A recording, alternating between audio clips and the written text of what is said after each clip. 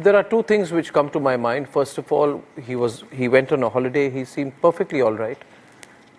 He seemed perfectly all right when he spoke to both of you last. And there is nothing to indicate that he would take his own life.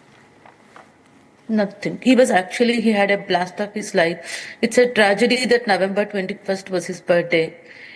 He celebrated birthday dinner with friends, cut his cake on 21st evening. 27th, he headed back to LA.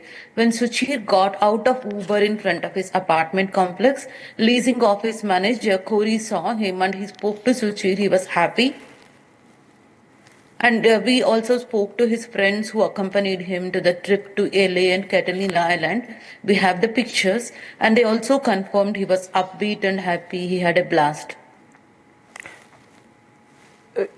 He became a whistleblower against the most powerful AI company in the entire world.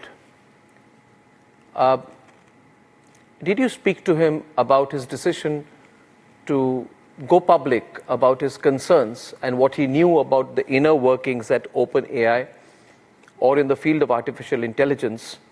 And was there pressure on him after he went public? First of all, he never shared that he's taking New York Times interview with anyone. But what he had told me was he's doing a personal research and he's going to publish an article. Let's see what happens. Kind of like a warrior-like tone. He said, let's see what happens. But I only got to know after the New York Times interview went live. And I was really, really scared. And I called a few of the family friends, to see what's the implication of it. And I talked to Suchir and said, look, you should consult an attorney. And he did consult a copyright attorney. And also, he kept saying, I've not done anything wrong. And I've just expressed my opinion. What can happen from it? That's how his reaction was.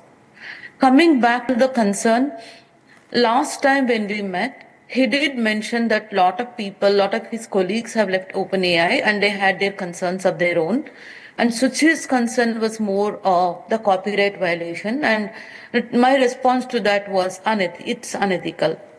And I don't think he was under any kind of pressure, because the last time I met him, he was beaming with pride that he's spoken against OpenAI.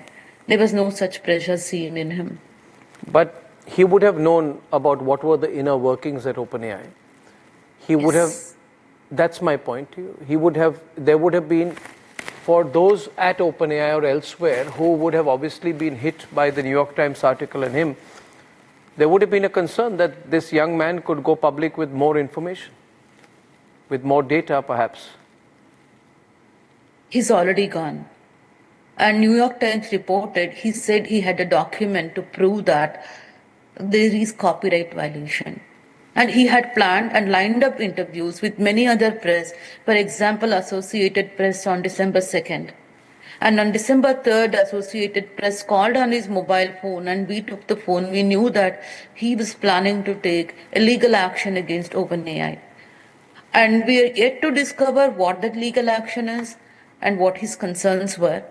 We need to get hold of his devices and explore further, do more forensic analysis to get to know what his concerns were. But my personal thinking is there might have been a threat in some form or the other. If we dig deeper, we will get it.